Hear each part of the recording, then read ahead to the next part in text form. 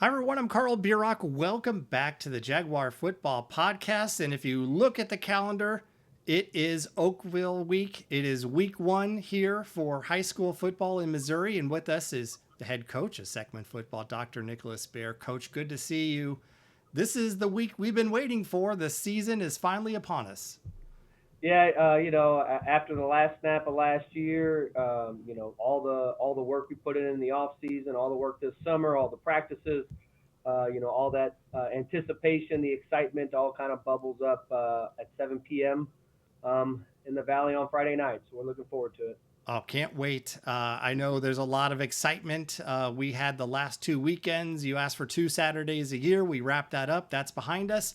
So I thought on the podcast today, we could talk about obviously week one against Oakville and then talk about the Festus Jamboree and what you liked and what perhaps you didn't like. That would then lead us into the next day on Saturday. And then wrap things up talking about the community that is being built and continuing to be evolved here in Seckman football. And so, Coach, that takes us to week one and game Mm-hmm. day. And so here we go. 7 o'clock, as you mentioned, at the Valley. We have Oakville coming to our house, and it's a familiar opponent. But for those that may not be familiar about Oakville, I was wondering if you could tell us a little bit about Oakville and their program. Yeah, Oakville. This will be I want to say our sixth or probably our seventh time playing them in the past 4 or 5 seasons. With the 2 years in a row that we saw them in the playoffs. So as you said, Carl, extremely familiar opponent. Neither team here is going to be able to surprise the other with too much. As far as what's going to happen on the field, we don't anticipate them changing too much of their offensive and defensive schemes, as I'm sure they don't with us. And it's one of those things where I think we're 9-11 all time against Oakville. In our program's history, and we those nine just happened to be the last nine in a row. And we've talked about a lot how tight and close the margins are between our two programs. Oakville, very well respected program in St. Louis County, very similar community and types of kids to ours. When it comes to athletic ability, and it always comes down to a couple plays, who can exploit a little gap in the game plan, and which kids go out and execute the best. So I'm looking forward to it. It's going to be exciting and fun night for sure. Yeah, and Coach, this is correct. Your 15th year going into being the head coach or coaching at Seckman, and do the week one jitters ever go away, or is just like you feel like, boy, you know what, we worked very hard this off season. We feel like we're ready to go, or just what are you feeling, or and what's the feeling around campus? Yeah, 15th season coaching football here at Seckman, eighth as head coach, and I would say the answer is no. I would say that there's few people more puckered up than me right now, going into this week and with the start of school. Because yeah, I mean, there's so many questions when you're going into a week one game, and then obviously you're coming into a week one game with a very well respected opponent and rival that's very familiar with you. And it's one of those things where, ultimately, and I'll get to the point too, where I'll feel like, especially on Thursday, hey, you know what? We've done everything we can to prepare for this game. And, the success of our season, the success of our program doesn't necessarily hinge on the result of what happens Friday night. We've done everything we feel like we could to prepare for this game. I'll get to that point eventually out of survival. But yeah, no, there's always the first game jitters, and have we done enough, and will it be enough, and what are going to be the strengths of this team? When this team faces something hard, how are they going to react? I mean, we can talk about it all we want at practice. We can try to, uh, shoot, make it happen at practice, symbolize it at practice, put them in tough situations, be hard on them. But until you're truly down there in front of 2,000 people playing the game, you don't know how. And I feel really good about how we'll react, but at the same time, you just don't know. So it's the anticipation of week one. I don't think it ever goes away. And then so I'm excited for Friday, and I'm to see what all the kids have done and all the work we put in, and kind of let it all play out. You say the pregame bugs. Once the ball gets kicked on that first kickoff, it's just kind of we're in the zone for the next 2.5 hours. Yeah, and Coach, I'm wondering too, from what you're saying, do I know from doing these podcasts with you, you always talk about like keep rising, keep getting better as the season goes on. Right. With the way that week one is going, and you touched upon it, but just you're happy where you are with practices and the off season, because we did get 2 chances to see the team here on like the Jamboree, and then we had the Right. Blue Gold scrimmage. So it sounds to me you're very happy with where you are. It's just always the unknown, and until you get closer, I guess, to kickoff. Yeah, I mean, the unknown. I mean, the Friday night hinges on the execution and decision of 15, 16, 17, and 18-year-old kids. So, when they're at home, we know what kind of decisions they make. So, when they're out on the field, it's on them. And, as a coach, you try to prepare them as best as you can and put them in situations to be successful. And, ultimately, I think that's where we'll end up being on Friday night for sure. Yeah, it's going to be a great time. 7 p.m. at the Valley. Get there early and be loud and support the Yeah. Jaguars. Yeah, for sure. And it's always great to start the season 1-0. When we go back a little bit into the last 7 years of what have we been able to do. I want to say we're 4-3 in week 1 matchups. So it's very important to understand your week 1 game. It does not define your season. It gives you an idea of where you're truly at for sure. Never defines your season. It never tells you that you're there, and it never tells you that you're never going to get there. So ultimately, it's just, as you previously said, it's that growth mindset throughout the year. So we're peaking in November. Yeah, it's going to be a good one for sure. Always exciting games. And Coach, we touched upon at the top of the podcast the last couple of weekends, I guess you would call it. A lot of events going around with Seckman football. And in particular, this past Friday, we had the Jamboree down in Festus. And then the following day, a little bit more lighthearted, the Dad's Donuts and Decals and, team pictures, the organized chaos, as you described it in the past. And then the mom's practice. So starting with the Jamboree, wanted to get your thoughts about, what you saw and what, got you excited, Yeah, into a jamboree, it's a jamboree, right? It's a glorified scrimmage. It's really an opportunity. Hey guys, this is the first time we're all packed together. We're riding the bus. We're going out. This is what we do after school. This is how, the pregame process will be. And then it's an opportunity to get out there and face somebody new. And I'm really thankful that we kind of have this jamboree that we're always able to get into. With very like-minded coaches down at Festus. So we appreciate, being invited back every year because we face some good competition. I mean, you take a look at a team like Festus, number, 5th or 6th ranked team, in large schools in the St. Louis area. And then, we played Farmington and Bluff, 2 other well-respected programs. And, I thought we got a really good look. You get 12 plays on each side of the ball. So usually you try to get your starters, the first half, first 6 or 7. And then you start rotating guys in, and that's what a lot of teams did. And, I thought we fared very well, and we showed very well. And, we made a few mistakes that we know we have to clean up before Friday, but that's why you're there. That's what happens. You kind of figure out, oh, yeah, well, we forgot to really talk about this. You need to make sure you know this. Or things that you assume that the kids know, they get out to the field and they don't. And that's what these last 4 days of practice really are. So you can try to be as clean as you can be when you get out there on Friday. I think we have 1 penalty in the 72 plays. So that's really good to see. We protected the football. We completed a few balls, and it was good to see our downhill run game and all of our backs gain some confidence. And we've talked about how we're not really returning anybody that's used to carrying the football.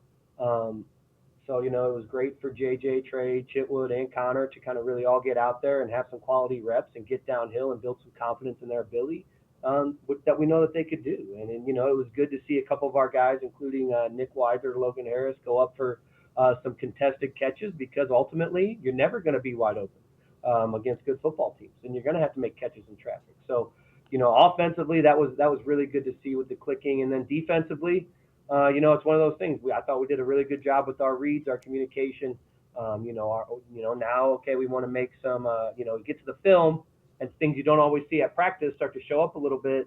And, okay, hey, our alignment's off a little bit here. You need to take legitimately 2 steps to the right before the play starts, and you'll make the play, right? Whereas you're just 1 step short. So those are things that, you get to see, and now you can kind of fix them the next 4 days. So, overall, very happy with the performance on Friday for sure. Yeah, I did catch the last series that you had, and Mhm. like 3 touchdowns, I think. So you're moving the ball well. So that's always exciting. And again, hats off to Festus for hosting a great event. And then that following morning, we were back at the Valley for the Dad's Donuts and Decals, and I Yeah, hope you got to soak in a lot of it. I know that was one of the things you talked about in the last podcast is like, soaking all this in. right. Obviously great turnout and just a nice way to slow things down a little bit and get ready for week one. Yeah, great full day really for all of Seckman football from high school all the way down to our youth program. The day started at about 5:30 when I picked up the donuts for our decals, and it ended when I lost the gate at about 6 p.m. After our last jamboree for our little guys. And it's a fun day for me. It's a long day. No, I mean, no one's going to feel sorry for me for working 12 hours. I'm not asking anybody to do that. But it's a long day, but it's a fun day. I basically get an opportunity to interact with every player in our football program from 12th grade all the way down to our second and third graders. And it kicked off with our Dad's Donuts decals. Just a little bit of time for dads to kind of take some ownership on the helmet and help their son out. It's hard enough to get my son to slow down and let us enjoy a few things. So, hopefully everybody was able to do that. And yeah, everybody, I'll tell you what, our team pictures used to feel like organized chaos. Now it just feels like organized, well-oiled machine. That was as fast as we've ever done it. And hats off to Cheap Seats and Ron and Lisa. I mean, they took all of our high school and junior Jaguar photos, so they probably took 3 or 4, 5,000 photos on Saturday of all of our football players. So that ran smoothly, and then we get out to the moms practice, and it's always a great way to kind of you don't really get to see the parents all the time, but it's a fun way to interact with your players' moms. They get a chance to work with the coaches, kind of and have a little bit of fun around the game with their athletes. So, it's always great that we have a great turnout for that as well. And said it rolled right into our junior Jaguar jamboree, and those kids are out there making sacrifices and working hard every night. And they've had 12 practices, so it's their first opportunity to really get out to the field and take some real life snaps, and a lot of those kids for the very first time. So that's fun to see. I always ref one of the fields, so you have a play going on each side. I ref one side. We have a Fox representative do the other. So it's always fun for me to ref the little guys and get a chance to interact with them on the field. And second grade always all the way up to eighth grade. Those kids are battling out there. They're intense. They're fun, and it's just a reminder that we have really good kids, and we're all very fortunate in our community. So, great full day, lots of fun, and now it's in our rear view, and here we go to week one. Yeah, and Coach, I was trying to do the math in my head. Where you're talking about like you had the high school 3 levels, and then you had the junior Jags, and it's the Mhm. 229, I believe.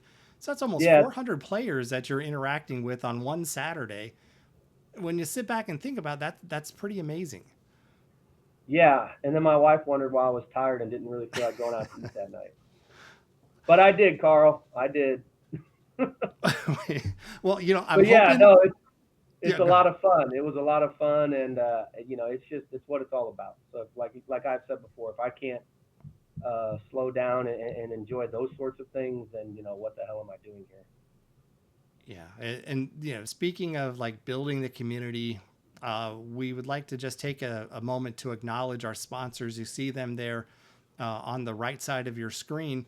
They're very involved in Seckman football. We had a great event with them right in the middle of the blue gold scrimmage.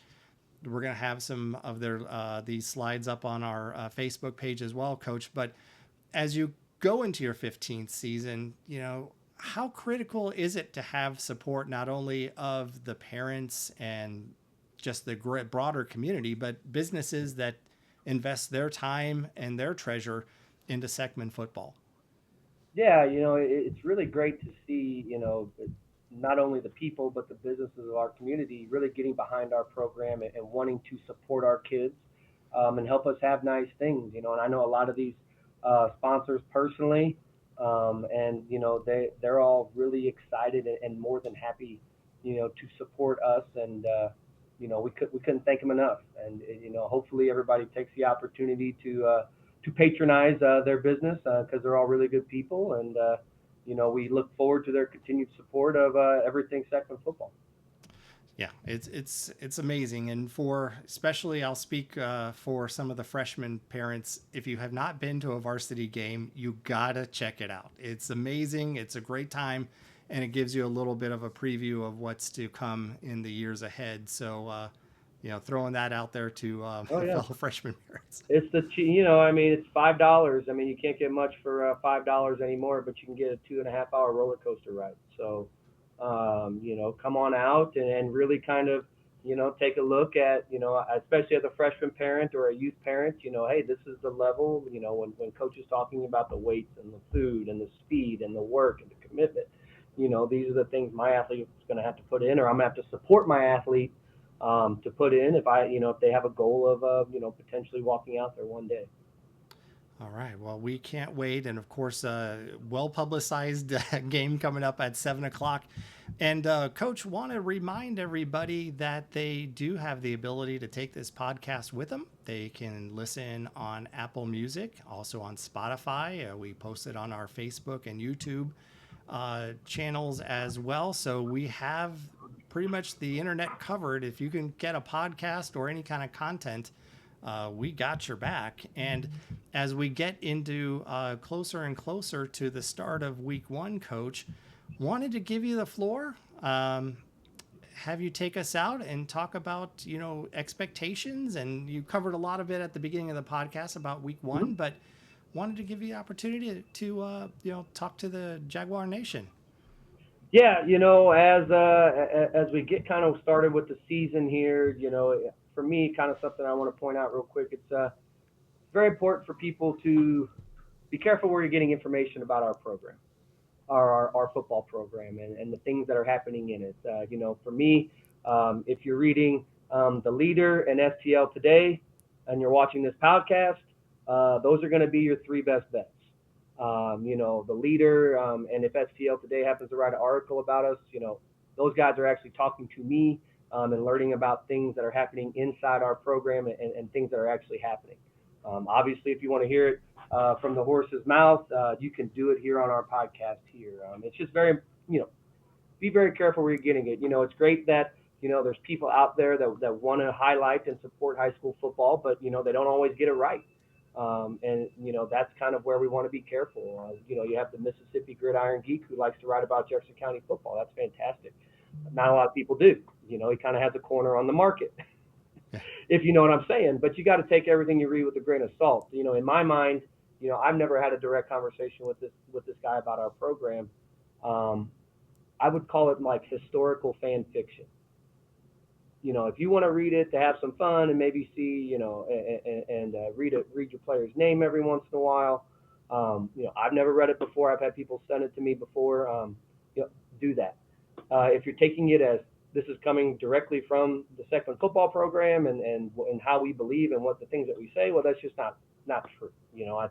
I kind of got wind that Oakville is using one of his latest articles as a little bulletin board material. Kind of looking past Oakville into our conference schedule. If anybody that's been listening to this thing for the last 3 years, Carlos, knows we have nothing but respect for Oakville, and we never look past for Oakville, and we know how tight these margins are. If Oakville needs to use some bulletin board material, that's fine, but just know that that's just not representative of our program. So, if you're reading that, like I said, it's basically historical fan fiction about Jefferson County football. And everybody loves Gateway Sports Venue. The kids follow that one all the time too, and that's another great way exposure for our athletes.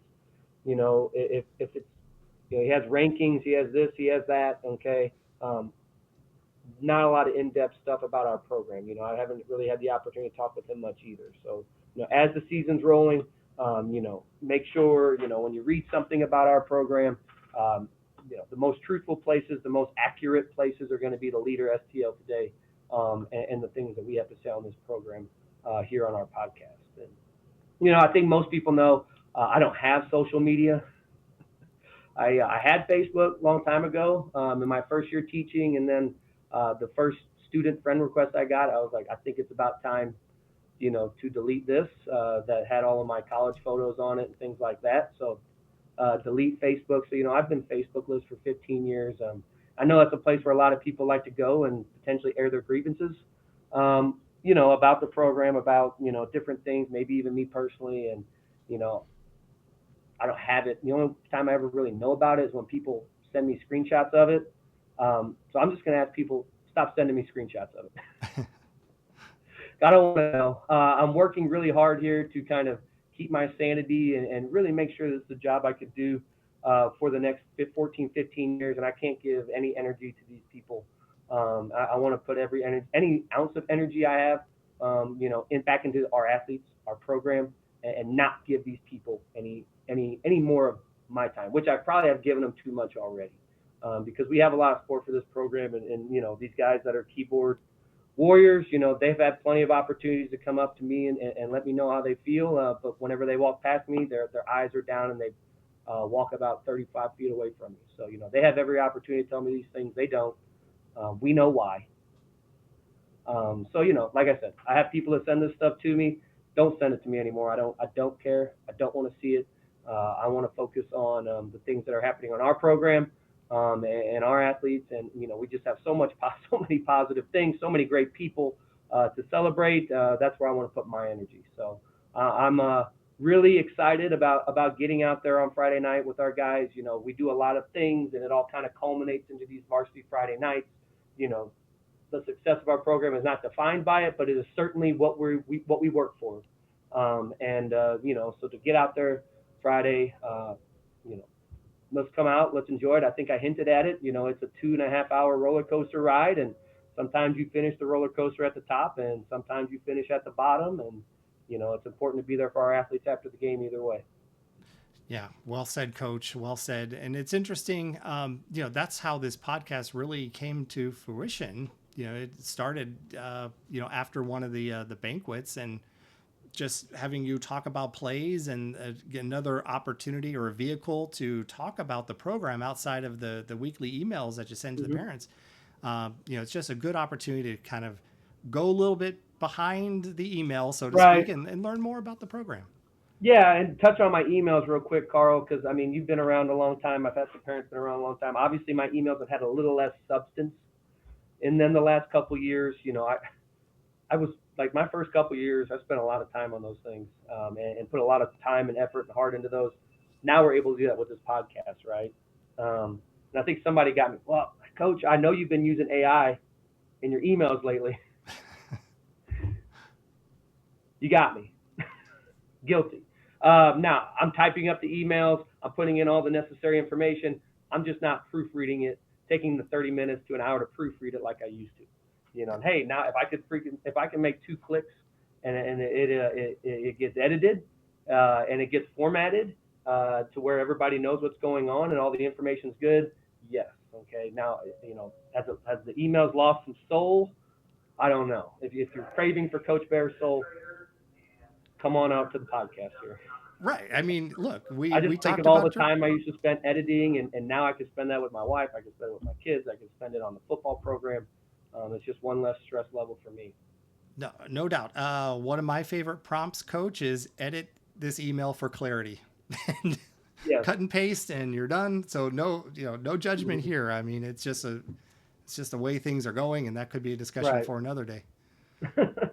But no, always appreciate your time, and gosh, we're so excited. Just a lot of buzz in the stands the last 2 weeks, and it's a fun time. Yeah, personally, I would love to have one more week of school starting and then leading up to week 1. Right. But there's certainly, I'm just a fan. Yeah, it's the added stress this week of school starting tomorrow. All the excitement that comes around that and nervousness, obviously. teachers and kids feel it. I mean, no one's, like I said, no one's going to feel sorry for teachers going back to work. I understand them. No, Coach Bear's not looking for sympathy. But, just having that extra excitement. Then, Friday, too, you get the class and district assignments that come out. So, everybody's playoff picture comes out the same day as their first game. So that's another kind of level going into it. But, like I said, just know when you come out, you take your seat on Friday night, come and enjoy and support Seckman football. I hit it on a few times this weekend, too, with the boys. And, the message I left with them on Friday night, and I kind of talked to the dads a little bit about it. Our days here coming up are going to be very full. They're going to be very long, but the season will be short. The days will be long. We're going to be tired. We're going to have to make a lot of sacrifices, but the season will be short, and we're going to all wake up, and it's going to be week 9, and we're talking playoffs. So, do what you can to enjoy the season with your player. Ride the highs, ride the lows, and ultimately at the end of it, know that y'all still love each other. So. Well said, Coach. We can't wait. We'll see you there on Friday, 7 o'clock at the Valley, and Roll Jags, Coach. Thanks, Carl. All right. Thank you.